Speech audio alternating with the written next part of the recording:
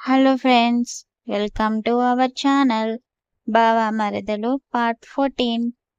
వికాస్ వాళ్ళ నాన్న మెల్లగా కోలుకుంటున్నారు. విక్రమ్కి రాజమండ్రిలోనే పోస్టింగ్ రావడంతో విక్రమ్ రాజమండ్రి వెళ్ళిపోతాడు.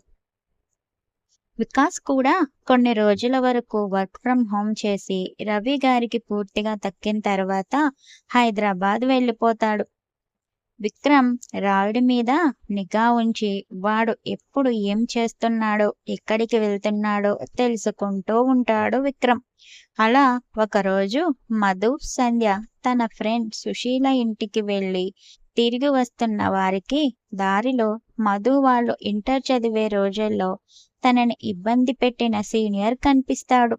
వాడిని చూడగానే కొంచెం భయపడినా అప్పుడు తను చెప్పిన మాటలు గుర్తుకు వచ్చి నార్మల్గా ఉంటారు ఇద్దరు. హాయ్ మధు, ఎలా ఉన్నావు? చూసి చాలా రోజులైంది. ఒక 4 years అవుతుందేమో కదా మనం కలిసి అని అంటాడు భాస్కర్. హా, అవును సార్ అని మరో మాట మాట్లాడకుండా సైలెంట్గా ఉన్న మధుతో, ఏంటి మధు, నువ్వింకా ఆ విషయాన్ని వదలకపోతే ఎలా చెప్పు? ఆ రోజే మీకు సారీ చెప్పాను కదా నా బిహేవియర్కి. ఇంకా ఎందుకు భయపడుతున్నావు అని అంటాడు భాస్కర్. లేదు, భయం ఏమీ కాదు. మిమ్మల్ని ఒకటి అడుగుతాను, తప్పుగా అనుకోకండి అని అంటున్న మధుని చూసి, నీకు నేను అప్పుడే చెప్పాను కదా నేను నీకు అన్నయ్యలాగా ఉంటాను అని. నా దగ్గర మొహమాట పడకుండా అడుగు అని అంటాడు భాస్కర్. ఆ రోజు మీకు దెబ్బలు ఎలా తగిలాయి? మీలో అంత సడన్ గా మార్పు ఎలా వచ్చింది అని అంటుంది మధు. అది మీ బావ అన్నయ్య నాకు బుద్ధి చెప్పారు. నేను చేసిన తప్పులు నాకు అర్థమైంది. అందుకే నేను నీ విషయంలో చేసిన దానికి నీకు సారీ చెప్పాను. నీకు అన్నలాగా ఉండాలని ఫిక్స్ అయ్యాను అంతే అని అంటాడు. ఏంటి, మా వాళ్ళు నిన్ను బెదిరించారా అని అడుగుతుంది. బెదిరించలేదు, బుద్ధి చెప్పారు. ఇంకా ఈ విషయం గురించి మర్చిపోతే బాగుంటుంది కదా అని అంటున్న భాస్కర్ని చూసి, మా వాళ్ళ తరపున నేను సారీ చెప్తున్నా, వాళ్ళని తప్పుగా అనుకోకండి అని అంటుంది. నేనెందుకు అనుకుంటా చెప్పు, వాళ్ళు నాకెప్పుడో ఫ్రెండ్స్ అయిపోయారు. నేను మీ వాళ్ళతో రోజు ఫోన్ మాట్లాడుతూ ఉంటాను కూడా అని అంటాడు భాస్కర్. నిజమా అని ఇద్దరూ ఒక్కసారే షాక్ అవుతారు. హా, అవును, ఎందుకంత షాక్ అవుతున్నారు అని అంటాడు భాస్కర్. అవును, మరి పెళ్ళెప్పుడు? విక్రమ్ గారిని అడిగితే అప్పుడే కాదు అని ఎప్పుడు ఒకే డైలాగ్ చెప్పి నాకు మెంటల్ తెప్పిస్తూ ఉంటాడు. ఇంకా వికాస్ని అడిగితే ఆయన గారు కూడా ఏదో ఒకటి చెప్పి టాపిక్ చేంజ్ చేస్తాడు. వీళ్ళు నాకు అర్థం కావడం లేదు అని సైలెంట్గా ఉంటా అని చెబుతున్న భాస్కర్ మాటలు విని ఇంకా షాక్ అవుతారు ఇద్దరు. నిజమా, మీరంత క్లోజ్ ఎప్పుడయ్యారు అని అంటున్న మధుని చూసి, మన గొడవ అయిన తర్వాతలే, ఇప్పుడు డేట్, ఇయర్, మంత్, వీక్ కూడా చెప్పమంటావా చెప్పు అని నవ్వుతూ అంటాడు భాస్కర్. వద్దులే అని అంటుంది. ఇదిగో మీ బావే కాల్ చేస్తున్నాడు అని చెప్పి, హా చెప్పరా, చాలా రోజుల తర్వాత గుర్తొచ్చానే, ఏంటి విషయం అని అంటున్న భాస్కర్ని ఇద్దరు మొహమొహాలు చూసుకుంటూ ఉంటారు. విక్రమ్ ఏదో విషయం చెప్పేసరికి, హా సరేరా నేను చూసుకుంటా, మధు కనబడేసరికి తనతో మాట్లాడుతున్నా, ఇప్పుడే వెళ్తా, సరే ఉంటా అని చెప్పి ఫోన్ కట్ చేస్తాడు.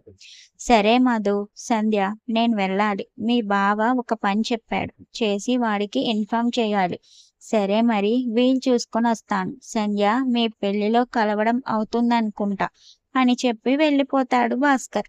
బావ అన్నయ్య ఇతను ఎప్పుడు ఫ్రెండ్స్ అయిపోయారు? పైగా ఇప్పుడు బావ ఫోన్ చేసి ఏం చెప్పుకుంటాడు? అంత తొందరగా వెళ్ళిపోయాడు. నాకు అసలు ఏం అర్థం కావడం లేదు. నీకేమైనా అర్థమైందా అని అడుగుతుంది మధు. మధు, ఎలాంటి గొడవలు లేకుండా కలిసి ఉంటేనే కదా బాగుంటుంది. అయినా మన వాళ్ళు ఎలా ఉంటారో మనకు తెలియదా? పద వెళ్దాం, చాలాసేపు అయింది అని అంటుంది సంధ్య. హా, అంతేలే, పద వెళ్దాం అని ఇంటికి బయలుదేరి వెళ్తారు ఇద్దరు. ఇంటికి వెళ్ళిన వెంటనే విక్రమ్కి కాల్ చేస్తుంది మధు. చాలాసేపు రింగ్ అయిన తర్వాత ఫోన్ ఆన్సర్ చేసి, చెప్పు ఏంటి విషయం అని అంటున్న విక్రమ్తో, బావా, నువ్వు భాస్కర్ గారు ఎప్పుడు ఫ్రెండ్స్ అయిపోయారు? పైగా నువ్వు తనని కొట్టావంట కదా! మరి మీరందరూ ఎలా కలిసిపోయారు? నాకర్థం కావడం లేదు. చెప్పు బావా ప్లీజ్ అని అంటుంది. ఏయ్! నేనిక్కడ గేదెలు కాస్తున్నా అనుకున్నావా? ఫోన్ చేసి సోది చెప్తున్నావ్? నేను తర్వాత చేస్తా పెట్టు ఫోన్ అని విక్రమ్ కోపంగా అనేసరికి ఏడుపు ముఖం పెట్టుకొని ఫోన్ పక్కన పడేస్తుంది మధు. ఎప్పుడు చూడు నా మీద కోపం చూపించకుండా మాత్రం ఉండడు. నేను చేయను ఫోన్ అని అలిగి కూర్చుని ఉండగా విక్రమ్ నుంచి ఫోన్ వస్తుంది మధుకి. ఇందాక అరిచి ఇప్పుడు మళ్ళీ ఫోన్ చేస్తే నేనెందుకు ఆన్సర్ చేయాలి అని అనుకుని మళ్ళీ ఎందుకులే ముక్కు మీదే ఉంటుంది కోపం అని అనుకుని లిఫ్ట్ చేస్తుంది. హలో అని అంటున్న మధుతో ఇప్పుడు చెప్పు నీ బాధేంటో అని అంటాడు విక్రమ్. ఏం లేదు, నాది సోది వినడానికి ఖాళీగా ఉన్నారు అనుకొని చేశా అంతే బావా అని అంటున్న మధుతో ఏంటే డైలాగులు కొడుతున్నావు? నేనొచ్చినప్పుడు నీకు నా చేతిలో గట్టిగా పడతాయి. పోనీలే అని ఊరుకుంటే రెచ్చిపోతున్నావు కదా! వస్తాను ఎదురు చూస్తూ ఉండు నా చేతిలో దెబ్బలు తినడానికి అని అంటాడు విక్రమ్. బావా ఏంటి నువ్వే కదా ముందు నన్ను తిట్టి ఫోన్ కట్ చేసావు. నేను అదే అంటే మళ్ళీ నన్ను తిడుతున్నావు అని అంటున్న మధుతో ఇప్పుడు నీతో వాదించే టైం లేదు గాని వచ్చిన తర్వాత చూసుకుందాం. నేను రేపొస్తున్నా బాయ్ అని చెప్పి ఫోన్ కట్ చేస్తాడు. మధు చచ్చావు పో అని అనుకుని కిందకి వెళ్ళి వాళ్ళ నాన్న దగ్గర కూర్చుని మాట్లాడుతూ ఉంటుంది. అలా ఆ రోజు గడిచిపోయింది. తెల్లవారింది. మధు, ఈరోజు తొలి ఏకాదశి. మనం గుడికి వెళ్ళాలి. అత్త సంధ్య కూడా వస్తున్నారు. తొందరగా రెడీ అయి వెళ్ళాలి అని అంటున్న సుభద్ర గారితో సరే అమ్మా అని రెడీ అయి అందరూ కలిసి గుడికి వెళ్తారు. గుడికి వెళ్ళి కాసేపు ఉన్న తరువాత మధుకి తలనొప్పిగా అనిపించడంతో అమ్మా నేను ఇంటికి వెళ్తాను, కొంచెం తలనొప్పిగా ఉంది అని అనడంతో సరే జాగ్రత్తగా వెళ్ళు, సంధ్యని కూడా తీసుకుని వెళ్ళు అని వాళ్ళమ్మ అంటుంటే వద్దులే అమ్మా నేను వెళ్ళిపోతాలే, మన ఇల్లు దగ్గరే కదా అని అంటుంది. సరే అయితే వెళ్ళు, ఒక్కదానివే ఉండాలి, జాగ్రత్తగా ఉండవే అని అవ్వుతూ అంటుంది సంధ్య. నాకేం భయం లేదు, మీరు వెళ్ళి దండం పెట్టుకోండి అని చెప్పి బయటికి వస్తూ దీనికి వీళ్ళన్నకు నేను బాగా లోకుగా కనబడుతున్నా, నన్ను ఏదో ఒకటి అనకుండా ఉండరు అని అనుకుని ఇంటికి వెళ్తుంది. ఇంటికి వెళ్ళి డ్రెస్ చేంజ్ చేసుకోకుండానే నిద్రపోవడానికి తన రూంలోకి వెళ్తుంది. సడన్ గా వెనక నుండి వచ్చి గట్టిగా పట్టుకుంటాడు విక్రమ్. సడన్ గా ఎవరో తనని పట్టుకున్నారు అని అనుకుని కంగారు పడి అరవబోతుంది మధు. అది ముందే తెలుసుకొని తన నోరుని తన చేతితో మూసేస్తాడు Vikram. Please subscribe friends, support చేయండి.